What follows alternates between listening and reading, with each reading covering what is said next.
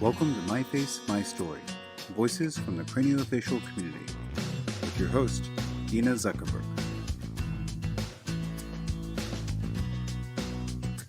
Hello and welcome. You are tuning into myFace, myStory, Voices from the Craniofacial Community. If you're watching on YouTube, click subscribe now so that you'll never miss a future episode. I am Dina Zuckerberg, Director of Family Programs at myFace. I was born with a cleft lip, a hearing loss, and no vision in my left eye, but it has never stopped me from doing anything I've ever wanted to do in my life. myFace, myStory is about people like us being seen and heard, about sharing stories within the craniofacial community and with others. I am excited to be speaking today with Rasheera Dopson. Rasheera is an author, a disability justice activist, researcher, and scholar. She is a health policy intern for AAPD, the American Association of People with Disabilities, working for the office of U.S. Senator Jon Ossoff and a fellow for the Harvard Public Health Review. Recently, she got her master's degree in public health at Morehouse School of Medicine, where her specific research area of focus was exploring the intersectionality of race, gender, and disability. In 2016, she launched the Beauty with a Twist brand, an online platform for women and girls with disabilities. Welcome, Rasheera, and thank you for joining me today. Hi. Hello. Hi, Dina. Hi, everyone. I'm Yes, so excited to be here. yes, and I'm so excited to be speaking with you today. So let's get started. Can you share some background about your differences, both Goldenhar syndrome and Vater syndrome, for those who may have never heard of them? Sure. So, Goldenhar syndrome is what I consider to be my craniofacial condition. Um, it consists of hemifacial microsomia, which basically means that the left side or right side of my face, I always forget because you would think I would know this by now, but the right side of my face and my jaw is missing. So basically, on the right side of my face has is all underdeveloped and made of soft tissue. I was born without a right ear and a right jawbone. And Goldenhar syndrome also consists of me having four holes in my heart, three which closed on their own, and one which had to be surgically closed. So that's kind of like the more apparent or visible part of my conditions that I have. And then Vader syndrome, it is a really long acronym that also consists of congenital anomalies internally and externally. So if I were you, I would Google it because it is a really long acronym. I can try to remember to say it, but I feel like my parents say it better than I do because, Okay. but it just consists of different anomalies and birth defects that I was born with. Okay. Yeah, I had never, until I knew I was speaking to you, had ever heard of Vader syndrome, and I agree. It is a lot of information just about that one I don't condition. want to butcher it because, Right, right, right. I mean, for the sake, I'm a part of both communities, the craniofacial community, the rare disease community, disability community, all that kind of mixed into one. Hmm. So you have had 103 surgeries. The first one was when you were just 18 days old, and I should add that you were only 15 ounces, less than 1 pound when you were born. Yes. At 6 years old, you had already endured 69 surgeries. For many of us, that can be hard to fathom. What gave you the strength to get through that many surgeries? Well, I'll first say it's hard for me to fathom. I Yeah. think, when you're growing up and you're just getting surgeries, it really doesn't like settle in because you're just kind of getting through it. And it really didn't hit me until I think I was around 24, 25. And for some reason, I just I wanted to feel a sense of belonging, excuse me, and community. And I started looking up organizations that were related to, or were there other people out there with Goldenhar or Vater syndrome. And so in that journey, I actually requested my medical records from one of the hospitals that I went to. It used to be Children's Hospital of Oakland in Oakland, California, Mm-hmm. and now it's UCFS, the University of San Francisco Children's Hospital. But anyways, I requested my medical records, and they were like yay high. And when I was just reading through the documents and reading through the different doctors' notes, and I actually took a screenshot of the actual verbiage from the doctor that said to date she has had 69 surgeries, and the date on it was like 1996. I was around 6, 7 years old. Wow. And the second I read that piece of information, like it kind of hit me like a ton of bricks, because here I am at 24 years old, and I'm like, man, like what 6-year-old goes through all that? Yeah. Yeah. And so I did the math, and I was like, and I tell my friends this all the time, like, and when I do the math of my age and how many surgeries I've had, that would equate to about 4 to 5 surgeries per year. Um, Wow. and so, yeah, sometimes it is a lot for me to contextualize. And so sometimes I do have to compartmentalize it, because I've had more surgeries than I've lived twice over.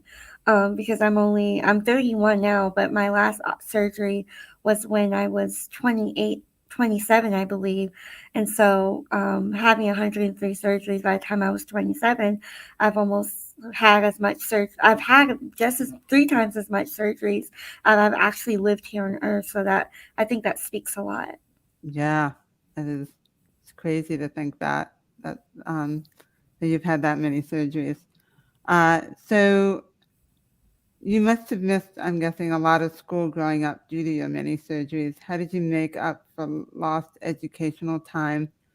And what advice do you have for others who are missing a lot of school and who might start to feel disconnected from school as a result? Yeah, I did miss a lot of school. I remember in school they had a really difficult time placing me, and they put me in special education, and not necessarily because I had an intellectual disability or developmental disability in that way, but just because I had missed so much school. They were like large gaps in my matriculation through school.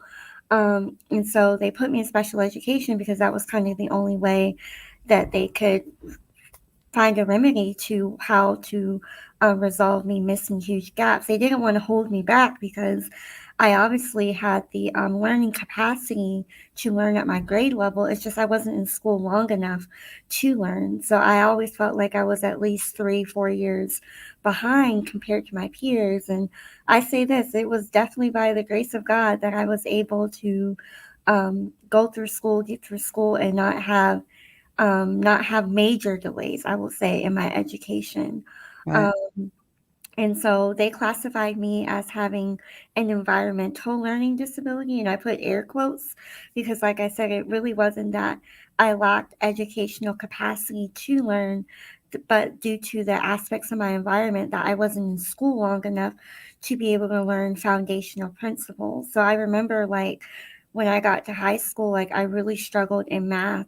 And it wasn't because I didn't have the capacity to learn math, but it was just like when you're learning those basic mathematic principles such as addition and multiplication and long division, like I was gone. Like I was in the Right. hospital.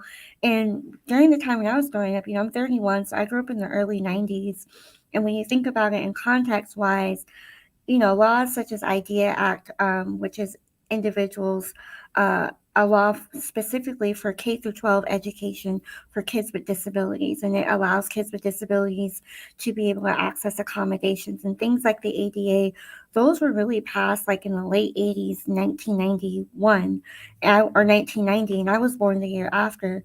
So, I'm in grade school between 1995 all the way through early 2000s. So a lot of those policies and laws that apply to kids to help give kids accommodations and supports in the classroom, I was kind of like the first partaker of those type of policies. Mm-hmm. And so a lot of the time schools really didn't have the structure to know what to do with a child who has like major who has gaps in their education or who has a learning or environmental disability. And so it was really a trial and error type process. And you know, my parents, thankfully, they paid a lot of money for me to get private tutoring when, you know, the educational system at school wasn't necessarily all that I needed. I spent a lot of time and resource. They put me in a lot of remedial classes, again, because I wasn't necessarily in special education where I had an intellectual disability, but I wasn't at the level of my peers either. So I feel like my family, we had to do like a lot of copy and paste and maneuvering around to try to finagle an educational experience. And I will say that I know you alluded to feeling disconnected. I did feel a level of disconnect while I was in school. I felt like when I was at school, I just was there, like as a blob. I know that sounds terrible, but Hmm. it was really true because so much of my life was about hospitals and surgery rooms. And so when I did get to school, I did feel very much like I was on the outside looking in because I didn't have those typical social experiences that the rest of my Right. peers did. So when it came to making friends and connecting with other people, it was really difficult. Um, I'm not going to sugarcoat that at all. It was really difficult, and I feel like I internalized it probably more than I should have. And I just think just due to the time period in which I went to school, even my counselors, my teachers, they just didn't really know what to do with a child like me. A lot of the social support that a lot of kids now have these days, such as myFace and different, you know, social support advocacy groups who help kids kind of better become more inclusive in school and things like that. I didn't really have that. So it was just when I was in school, it was just me. And most of the times, I was the only disabled child in the classroom, the only child with a facial difference in the school. I was the only black girl in my classrooms. And so it was a lot of different components that kind of added to my educational experience. And so I can't take any credit for it because I knew it was nothing but God who allowed me to get through it the best way that I could. And this is why I'm always really impassioned to speak to other young adults. I'm letting them know, like, if I could do it, you could definitely do it. You definitely have more support. You have access to more resources. Our world is so much more inclusive now than it was 20 plus years ago. So it is definitely possible. You can't do it alone. You need a village, you need a support system. Right. And I thank God that even in moments where maybe that support at school wasn't there, I definitely had really strong parental support. My mom always advocated for me and always advocated that my teachers would maximize my full potential and not just keep me in special education or remedial classes. And she always echoed, like, you can do whatever you want. Like, you're not stupid, you're not less than, you are better. You are just as competent, you are just as able as anyone else in that school. And I don't care what anyone else says. So I definitely think thankful to having a great mom in my corner, that even though sometimes when I did face adversity in school and I did get teased and bullied, and when my teachers did try to put me in a box, that I always had someone in my corner like my mom who said, break open that box and do whatever you want to do. Yeah, it's funny. I always credit my mom for being my biggest advocate because it makes such a difference. And I always knew that whatever happened in school, I could come home, and I always had that support of my family. So I can relate to exactly what you're saying. Absolutely. So I know for me, it was in second grade that the kids started to notice my difference, and that's when the staring and the teasing started. Because would say I had cooties, and they wouldn't touch me as if I had the plague. Yeah. I would be excluded. So when did that happen to you, and when did that all start, and how did they treat you, and how did it affect your self-esteem? Yeah, I would say it was around second, third grade too, when other kids began to notice that I was different. And that's how I know that ableism, bias, and things like that, those are things that are taught because kids naturally don't see difference. If you go to a park now, like, kids don't see race because they just see another child, right? Those Right. are socially constructed. And so it was around second or third grade where I began to realize I'm different from other kids. And I think it was like also me noticing that I wasn't at school a lot. And then when I would come back to school, my friends that I did have, they would ask, well, where were you? And I would be like, well, I was in the hospital having surgery. In my mind, I thought that was normal, but apparently kids don't Right. have surgery. So they were Right. like, oh my God, you had surgery? What? Did you die? And it was just like a horrible Mm, thing. And so um, I think I kind of dealt with it a little by just kind of ignoring it and just trying to act like it wasn't a big deal or it didn't matter. And I think that was part of me trying to just find that place of acceptance because when you come to school and you're like, "Oh, I had surgery," it kind of it makes you stand out and it in some instances like I felt like a freak, you know, I felt like why do I have to have all these surgeries and especially when I was having a lot of surgeries like on my face and my ear, my mom, she really tried to be creative and get me to wear like well, this is showing my age, but in the early 2000s, bandanas were really popular, right? mhm, So my mom would get like the cute bandanas with the beads and stuff on them and try to wrap them around and get certain scarves so people wouldn't see like my bandages for my ear, my jaw, and things like that. And she would try to do my hair in different like creative styles so it wouldn't bring so much attention to what I was getting reconstructive surgery I was getting done.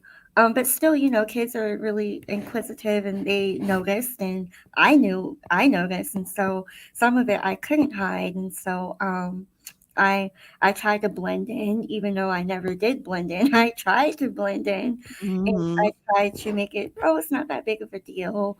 Um, and I think in a way, trying to hide, it brought on a level of shame and a lack of authenticity. And like I said, I was not this self aware, of course, when I was going through school or high school because things such as empowerment and accepting your difference, those type of messages just weren't around when I right, was in school.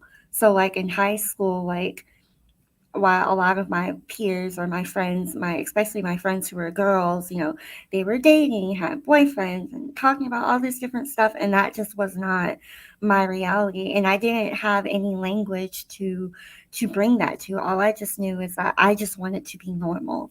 Like I yeah, want to be like the girls like I saw in the videos, and I wanted to be able to wear the crop tops and the belly button rings and all the things that I saw typical high school students my age doing. I wanted to do that, but I knew I couldn't because of, or not really I couldn't, but at that time I thought that I couldn't because I had scars on my stomach and my face was crooked and I couldn't wear it and I couldn't do certain things and I had to go to the doctors. And so for me, I really tried to hide a lot of it and just kind of like tuck that part away because I thought if I just could hide it or if I could just look as normal as possible, then maybe people will accept me more. Looking back, that wasn't the most healthiest approach, but that's kind of in my teenage brain. That's how I thought that that's what worked. And in some instances, it did work. But what I learned about being different is no matter how much you try to cover it up, you're always going to be different. Whether it's your personality, whether it's the way you dress, whether it's the way you look, everyone has something unique and different. And difference has a way of etching itself to the front. No matter how hard you try to act like it's not there, it's going to come out because that's who you are. You can't hide and cover up who you are. I can relate to that sense of hiding, and it's interesting, I feel like it sort of almost became my language. It's not something that I consciously said I'm gonna do, but I just feel like over time, that's what happened. Yeah. So despite missing so much school in your early years, you went on to achieve great academic success, and you just graduated with a master's degree. Congratulations. Thank you. How did you so completely overcome what could have been an obstacle to academic achievement, do you think? One of my life's mottos that I always like to say is keep going. It's really simple. It's really simple, but you just have to keep going and you have to have your future in mind. I faced a lot of adversity. I was not the one that people said that should go to college. Um, Never in a million years would I have thought I would actually be able to obtain an advanced Mhm. degree. And I say that to obtain it because we all can have like dreams or different things that we want to do, and we can fantasize as much as we want about them, but to actually obtain it and hold it is a whole nother different wheelhouse. And so for me, I always had the desire to go to college and want to do something better with my life, but the pathway to that better life was basically non-existent. And so for me, I really had to build it from scratch, and I just had to do and I had to fight for what worked for me. And so I have a lot of fight in me. I have a lot of a push in me, and so I'm one of those people that I don't give up if I fail the first time. I'm very familiar with failure. I know how it feels to fail, and I failed a lot of times. I'm not the brightest pencil in the pencil box, and I'm not the smartest person. I'm not Einstein, but I do people tell people I know how to fight, and I have a lot of strength and a lot of perseverance. And I think that counts more than anything, especially for people with differences. It's not so much of your capacity or your ability, but it's your sustainability. Are you really willing to put in the work? A perfect example of that, and I just want to share a brief story. Mhm. During the pandemic, a lot of students with especially with disabilities, we struggled, due to the virtual learning. Some of us who are deaf and hard of hearing, that was like a whole thing. Like, Yeah, we never thought about including captions and how to make video zooming more accessible for people who are deaf absolutely. and hard of hearing. And I had one particular professor, he great guy, but he had a really heavy accent. And anyone who is deaf and hard of hearing know that if something is not clear, familiar to you, it makes hearing that much more difficult. Definitely. And so in class, I could not understand him. Now, here I was in this new program, learning new information with a professor who has a really heavy accent. I could not understand him. There were no captions available.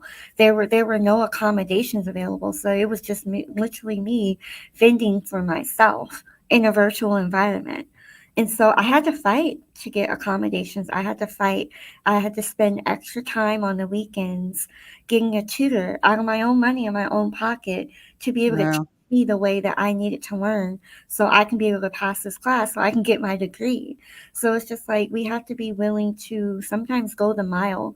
And sometimes it sucks. And there were times I was crying because I was like, it shouldn't be this hard and it shouldn't be this Right. difficult.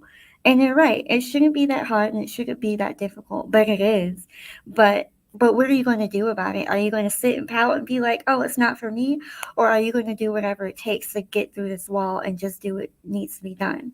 And so I kind of took on that mindset that it is hard and it may be difficult and challenging, but I'm going to get through this because I want the next person coming after me to make it a little bit easier for them. So that's kind of how I've been able to get through, especially my educational experiences, and not just taking every hardship so personal.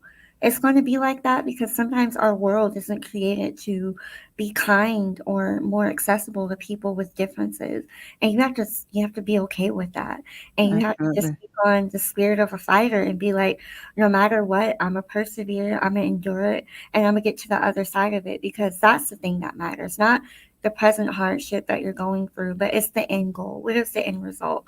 And if you keep the end result in mind, you'll get through anything. Well, I admire your perseverance and your desire to make it easier for the next generation of the people that come after you because it's so important. And as somebody who has a hearing loss and hears nothing on my right and wears a hearing aid on my left, I can so relate, especially during the pandemic with wearing the mask and not being able to understand a lot what people were saying. Yeah, And if they had an accent, it was really difficult. And it was very frustrating at times, I found, and I still find when I have to wear a mask. yeah, And and then having to explain, I mean, in some ways, it forced me to have to explain about my difference in a yeah, way that I never really always wanted to talk about, and yeah, so in that sense, it was a good thing, I think, yeah, because it made me realize that, yeah, sometimes I do need to explain it, and that's okay. yeah. That's So, okay. Yeah. yeah. So many people in the craniofacial community don't identify as disabled. Can you talk about your own journey that led you to identify as disabled, and how has embracing your identity as a disabled person impacted your life? And Yeah, what's that's a great question.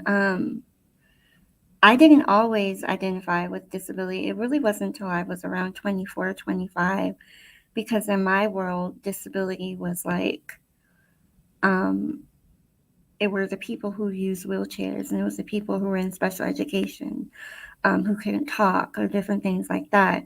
And I was like, well, here I am, my face is just crooked, and I just don't have an ear. I'm not disabled. I don't look like that. And it really was because of a lot of what people around me or what society had said disability was, which was disability means that you're incompetent, which means disability means that you're slow or that you can't do different things. Um, and so for me, I was like, I don't want that because I am capable and I want to be able to do different things. And I didn't want to put that limitation on myself. So for a long time, I did not use the disability label. Like, even when I got to college, I intentionally decided not to go to the Office of Disability Services. I didn't even tell them that I had an IEP and all these things because I was like, I felt so trapped by it in high school. Like, they were the normal kids and then they were the special ed kids. And that's literally what it was like in high school. And so right? I don't want to be associated with the special ed kids anymore. So I pushed that all the way to the side.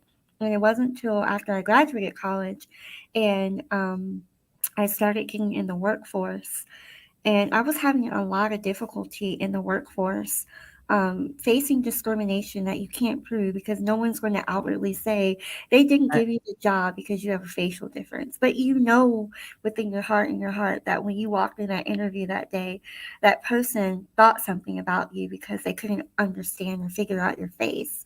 And so I was dealing with this, and I remember I was having a conversation with my mom, and she was like, Rasheera, you are a part of a protected class of people.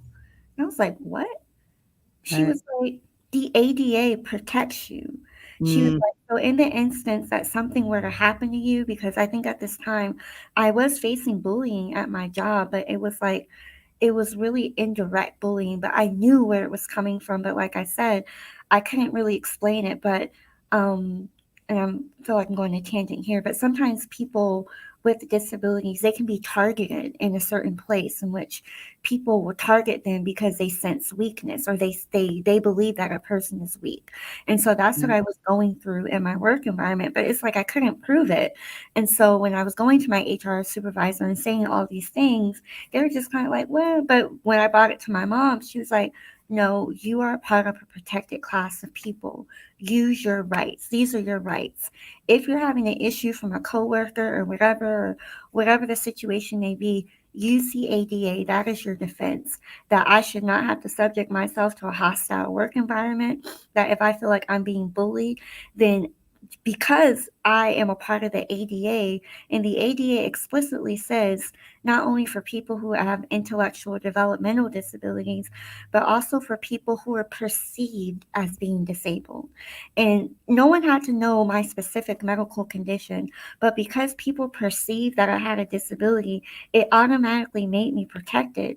And so the second that I was able to see how the label of disability, it was not against me, but it was actually a protecting force for me that allowed me to get into doors easier. And so then instead of saying I don't have a disability or condition, no, I don't have the right to disclose, but I am going to say I am a disabled person. So watch how you talk to me, watch how you interact with me, watch some of the things that you say around me, because then I might be able to call out your implicit bias and call out the ableism in which a lot of us do face. And so, like I said, I started using a label because it became almost like a force field. Like, it protected me against a lot of the blatant discrimination that I know that I was experiencing when I right. got to school. That instead of my teachers just assuming that I couldn't learn, I was now able to say, well, I do have a disability and I have a right to accommodations, and you have an obligation to give me those accommodations because of my right. So it was no longer a conversation of, well, I don't think you need. No, I'm telling you what I need based off my disability status, and you have to adhere to that need by the letters of the law. So this is why I use a disability label, and I encourage others to use that label because disability isn't a bad thing. It just basically states what your impairment or what your condition is, but it is a protection because unfortunately, we do have a lot of people in our world and our culture who do discriminate and who try to take advantage of those weaknesses. And so using that label, it protects you and and it connects you to a larger community where you're able to find those resources and those protections that you wouldn't otherwise need. Right. That really was an education for me because I admit I'm one of the people that I don't necessarily think of myself in that way, but yes, I don't see out of my left eye. I have a hearing loss. And I now understand what you're saying, and it actually makes a lot of sense now to me. So thank you for that. Awesome. So we actually have some questions that have come Yeah. in while we were talking. So Kathy says, first, thank you from Windsor, Ontario, Canada. And her question is, after having numerous surgeries, do you have lingering obstacles you have to deal with? And she said she just loves your determination. So, Oh, thank you, Kathy. Yes, of course. Like I said, I've had more surgeries than I've lived. And so, even though I don't really have like a lot of, I will say, physical ailments, I still deal um, with emotional and the mental impact of going through so many surgeries. And I think a lot of times people miss that part because they think surgery, oh, it's just a physical thing. Like once you heal, you're okay. But surgery doesn't just only impact your physical body, it affects you emotionally, it affects you mentally. And so for me, I really had to make a commitment to go to therapy, go get counseling, talk to someone about what I was going through um and how the surgeries impacted and how they really it shifted my whole view of life, you know. My therapist talks to me all the time about trauma response and how to redirect your thinking in a different way because I've been almost engineered since the time I was born to think and process things from a place of pain because I've had all these bunch of surgeries, and so I had to unlearn and I had to relearn how to respond, how to connect with people, that people aren't out to get me or hurt me. Because, like I said, when you go through a lot of surgeries, you're going to go through your fair share of trauma too. And so, learning how to unpack that trauma and not let it consume me, but let it just be just a part of my life and seeing life in a new way. And so I also encourage other people, especially people in our community, if you've gone through any length of surgery or medical illness for a really long period of time, you do need counseling. You need therapy. You need to be able to talk that out because you're human, and it affects you. You range from emotions from anger to sadness to depression to even learning how to readapt to life. Like people forget that like when you're sick and you go back to normal life, life keeps on living. And so it's just like right, I remember one time I had surgery, and this was when I was adult. I had surgery, and then it was an outpatient surgery, so I didn't have to stay in a hospital or anything. But I had surgery; it was still surgery, and I had gone to work. Like I think I had it that Friday. I took Saturday and Sunday to like recover, and then I went back to work that Monday, and everyone was just acting like everything was normal. And in my mind, I'm like, God, I just had surgery. right, right, And so it was a whole readjustment that I had to like really go through. Like, I just had a whole procedure, a life changing procedure. And people are just living their lives as normal. And I'm now having to reprocess this life changing procedure. And so I think for me, that's what really resonated, that surgery is not just a physical thing, like, it affects you on every molecular level. So we just absolutely, have to be aware of that. absolutely. So I hear a lot from parents, they're worried about their kids and how can they help them and how can they support their child. So what advice do you have for parents on how to best support their child with a disability or craniofacial syndrome difference? Yeah, that's another great question. I believe the parent relationship between the patient and the child is it's so unique. I like to call it an interdependent relationship. Most of us, I know for me, if I were to go in the hospital right now, I would be like, the first person you need to call is my mother because she knows my medical history better than the back of her hand. She's the only person I trust to be able to advocate for me in a hospital setting who would know this is what she needs, this is what you can do, this is what you can't do. You know, for those of us who have anomalies, like you have to use a certain size tube or you have to talk to a certain type of specialist. And so I would say, that relationship is really sacred and it's really special. But I also encourage a lot of parents who have kids with disabilities to also give them that space to be who they are, to Mm-hmm. come into their disability. I can't tell you how many stories from parents or from kids that I hear who are now older who's like, my mom made me tell my story. My mom made me do this. And they never really had that chance to internalize everything that they went through. Um, and so that can be really, really difficult as a child becomes an adult because it's like, well, you saw their difference and you believed in them, but did they ever take that time to believe in themselves? And so, autonomy, self autonomy is really, really important. Giving your child that space to come into their own, to wrestle with their difference, because they are the ones that have to live with it. They're the ones that have the memory of the surgery. And you have to give them that space to wrestle with it, to embrace it, to hate it, and then come into a space where they love it. If you let them do that on their own, instead of you trying to force it, they'll have a much healthier relationship and a better self esteem because they've had that space to come into it instead of being forced to. Yeah, that is great advice, and I agree with you. So one quick question. What is one thing a favorite thing that you love about yourself? When someone's asking. Oh, that's a really weird question. Question. I Um, know. What are your favorite things about yourself? Okay.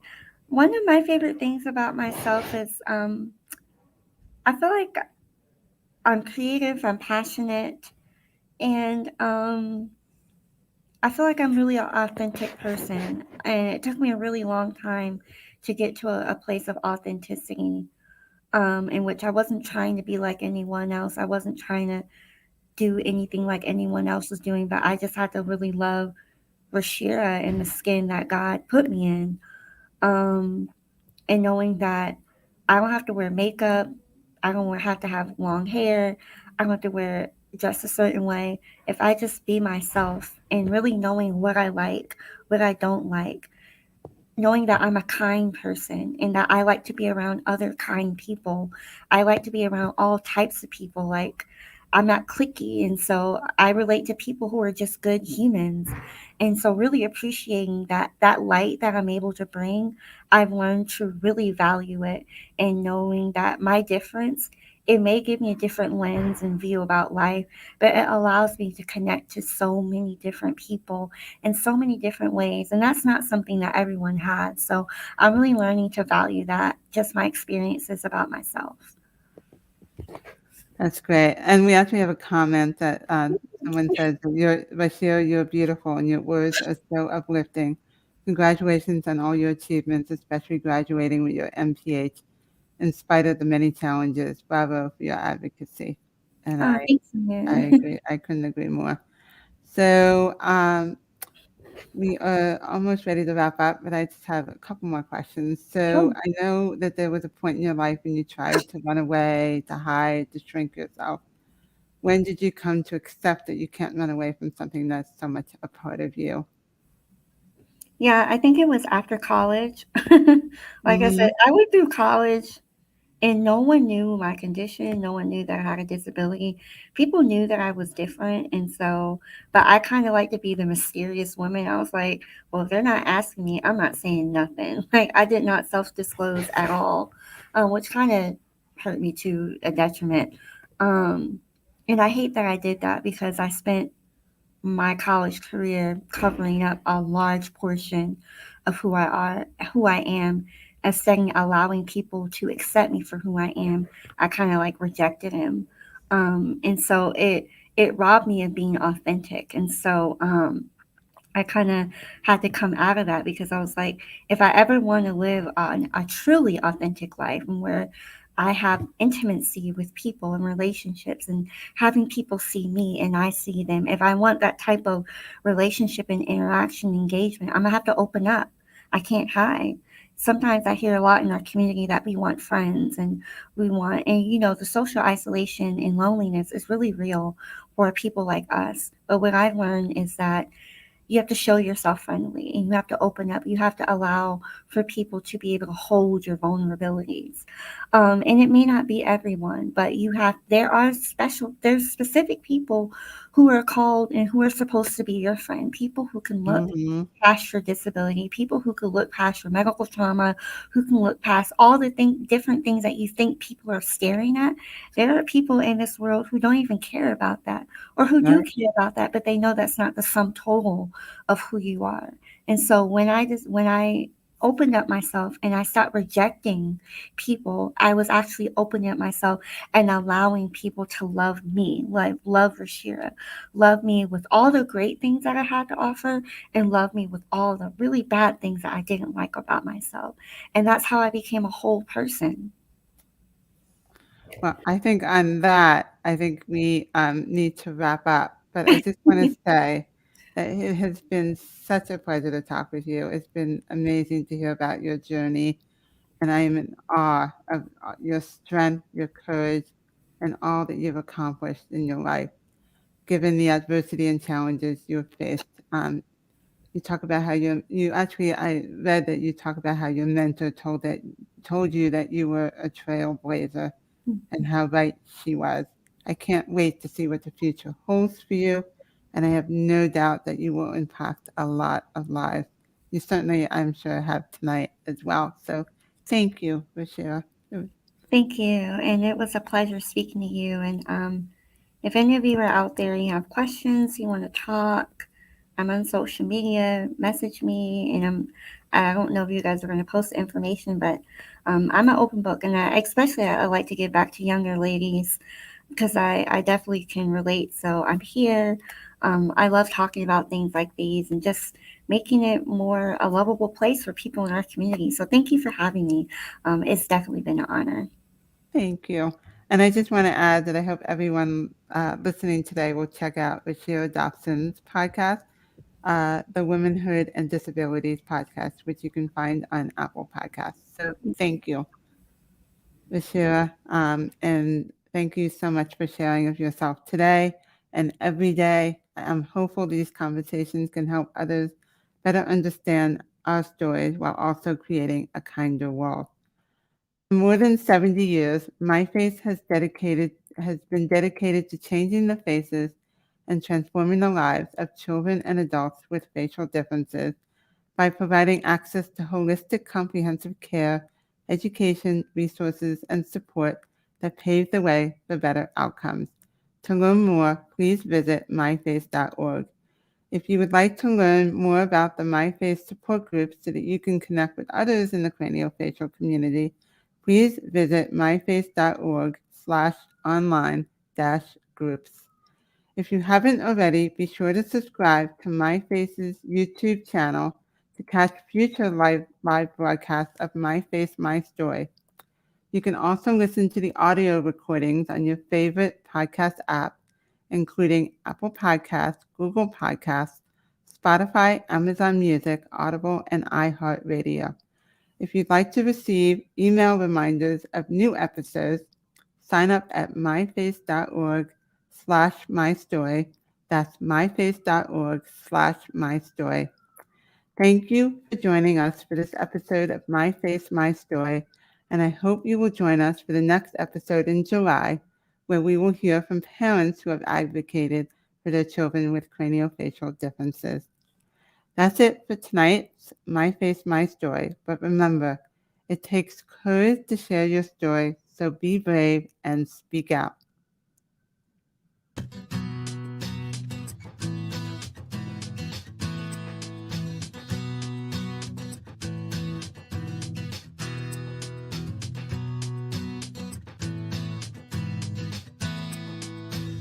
Hi, I'm Stephanie Paul, the Executive Director of myFace.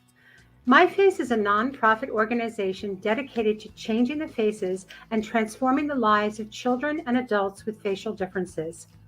We do this through various programs and events such as the Transforming Lives educational webinar series, Races for Faces, the Wonder Project, and the groundbreaking myFace, myStory conversational series. You can learn more about all of these on our website at myface.org. If you enjoyed today's program, we hope you'll consider making a donation to help keep programs like this possible, as well as to further the support of the craniofacial community. Thank you.